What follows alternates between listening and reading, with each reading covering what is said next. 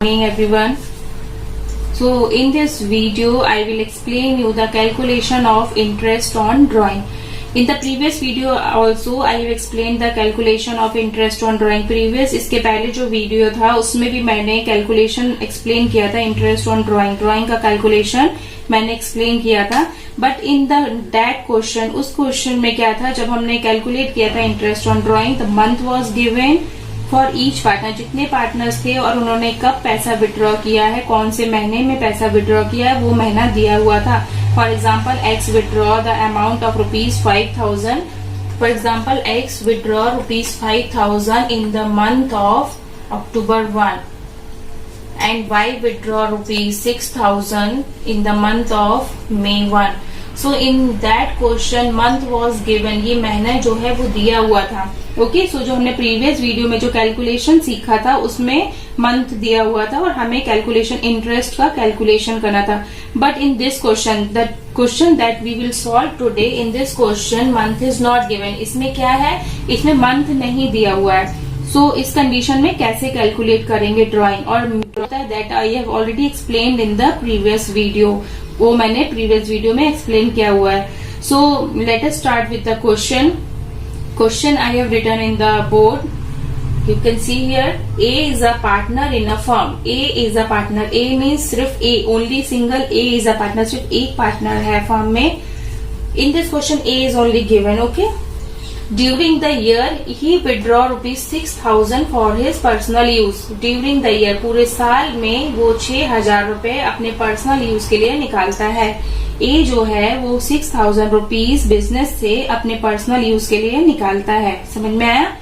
Interest on drawing is to be charge 10% per annum. Interest is charge, जो ब्याज है उसको 10% ब्याज पे करना है. Okay. Calculate interest on drawing, तो हमें उसको कितना ब्याज पे करना है ये हमें कैलकुलेट करना है. कैलकुलेट इंटरेस्ट ऑन ड्राइंग पहले वाले ही क्वेश्चन जैसा है, बट यहाँ पे मंथ तो दिया ही नहीं है. Month is not given. What is given here? When drawing is made in the middle of each month. उसने कब विड्रॉ किया है, पैसा कब निकाला है, in the middle of each month. हर महीने के बीच में उसने पैसा निकाला है, महीने के बीच में निकालता है. ये 6,000 रुपीज है टोटल ड्राइंग है. This is the total drawing. और ये कब विड्रॉ करता है, हर महीने के बीच में विड्रॉ करता है. So in this condition how the drawing will be calculated, how the interest on drawing will be calculated. इस कंडीशन में इंटरेस्ट कैसे कैलकुलेट करना है ये देखते हैं हम. So let us start. The formula I have already told you in the previous video is that interest, first we will write the formula for calculation of the interest on drawing is equal to amount of drawing or total drawing. Interest on drawing is equal to total drawing into R upon rate upon 100. So the formula for interest on drawing is total drawing into rate upon 100 into month upon 12.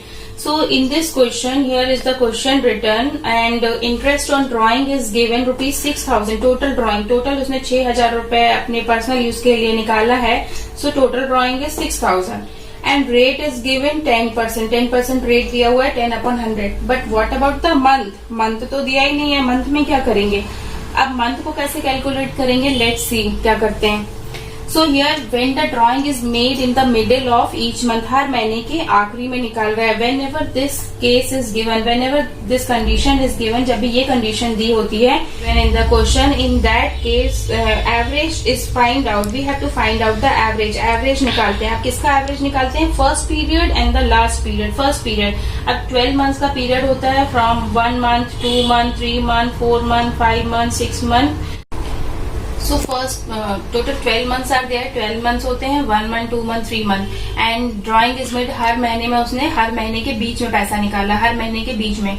So जब first month जो start हुआ हर महीने के बीच में पैसा निकाला, तो ये आधा महीना तो चला गया. Means we can write it as 0.5. ठीक है, इसको हम 0.5 ले लेते हैं, आधा महीना. और जो आखिरी महीना है इसमें भी क्या हो जाएगा 11.5. ये भी लास्ट महीना या आखिरी का, इसको भी हमने 11.5 ले लिया. और इस कंडीशन में ये हम क्यों ले रहे हैं, क्योंकि जब भी ऐसा दिया होता है उस कंडीशन में एवरेज फाइंड करते हैं फर्स्ट मंथ का और लास्ट मंथ का एवरेज फाइंड करते हैं. फर्स्ट मंथ का आधा हो गया 0.5 और 12 मंथ का आधा हो गया 11.5. अब इसको हम एवरेज फाइंड करने के लिए what we will do, to find the average of the first and the last period. Average of the first and the last period.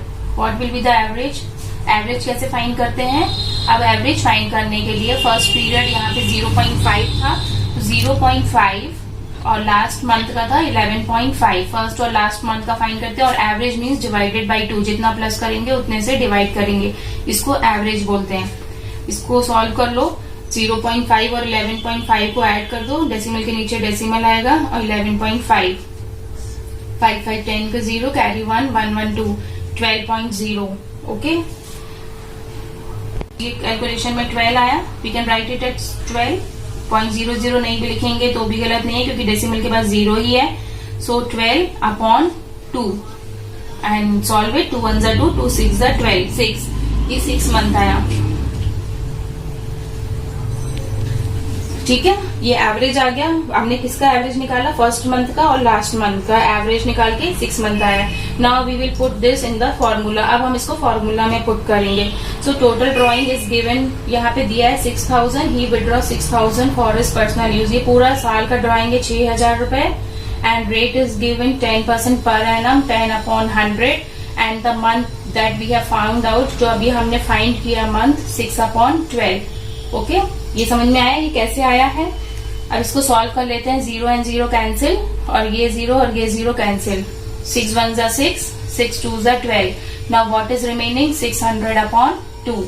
अब इसको सॉल्व कर लो. 600 और 2 को डिवाइड कर दो या कट कर दो. Answer will be 300.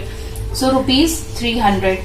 This is the interest on drawing. Means he have to pay ₹300 per month as interest. ये जो आंसर है, ये आंसर आया. He has to pay ₹300 per month as a interest on drawing. 300 रुपए पर महीने उसको ब्याज का पे करना पड़ेगा. ये समझ में आया? एक बार हम फिर से देखते हैं. जब भी क्वेश्चन में दिया होता है कि drawing middle of each month, हर महीने के बीच में पैसा निकाल रहा है, उस कंडीशन में एवरेज फाइंड करते हैं और एवरेज फर्स्ट मंथ का और लास्ट मंथ का फाइंड करेंगे और फिर ये फॉर्मूला में पुट कर देंगे. ठीक है, ये तो एक कंडीशन हो गई. अब हम एक चीज और बताते हैं. जब भी क्वेश्चन में ये दिया होता है तो उस कंडीशन में अगर आपको याद रखना है तो आप डायरेक्ट 6 मंथ पुट कर सकते हो. इस महीने जब भी ये दिया होता है हम डायरेक्ट 6 मंथ पुट कर सकते हैं. ये तो मैंने इसलिए एक्सप्लेन किया है क्योंकि आपको ये समझ में नहीं आएगा कि 6 महीने कहाँ से आए. तो ये जो 6 मंथ है ये यहाँ से आया है. समझ में आया?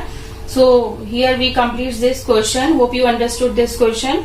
सो in the next video we will meet with the new topic. So till then, goodbye.